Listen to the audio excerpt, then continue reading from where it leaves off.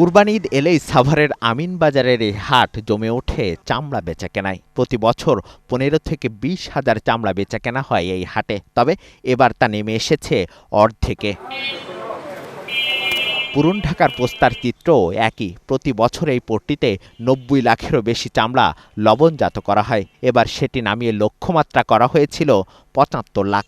তাও পূরণ করতে বেগ পেতে হয়েছে আড়তদারদের। লেবার সংকটের কারণে আমরা পর্যাপ্ত লবণ দিতে পারি না, কারণ লেবার দিয়ে একটা ক্যারি করে নিয়ে আসবে, আমার ঘরে ফেলবে বা লবণ লাগবে, ওই লোকগুলি পাওয়া যায় না। এটার ভিতরে ডবল টাকা দিয়েও এদেরকে পাওয়া মুশকিল হয়ে গেছে। গতবারের থেকে একটু কম হয়েছে। কম হচ্ছে, গরু কোরবানি যতটুকু সম্ভব কম হয়েছে।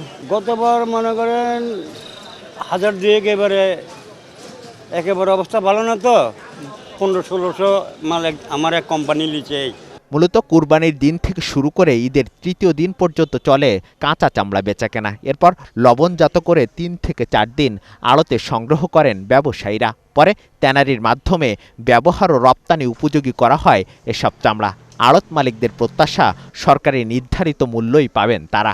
গতবার সাথে যদি কম্পেয়ার করবেন তাহলে ১০ থেকে ১৫% চামড়া আমদানি কমে গিয়েছে আমাদের। সরকারের বেঁধে দেওয়া দামেই বিক্রি কিনি হয়েছিল, কিছুটা পরে গিয়ে কমে গিয়েছে ১২টা ১টার পরে।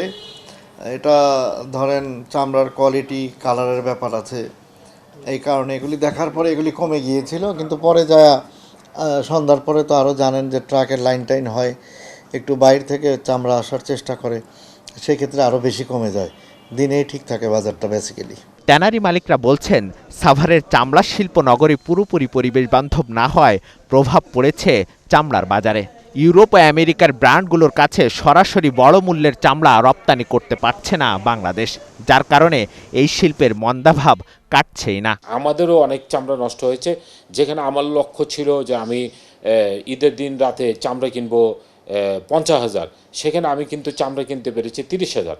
এই যে তাদের যানজটের কারণে আমরা কিন্তু চামড়াগুলো সংগ্রহ করতে পারিনি। প্রতি বছর গড়ে ১.২৪ বিলিয়ন মার্কিন ডলার মূল্যের চামড়া ও চামড়াজাত পণ্য বিদেশে রপ্তানি হয়। এটি দেশের মোট রপ্তানি আয়ের প্রায় ২.৩৭%।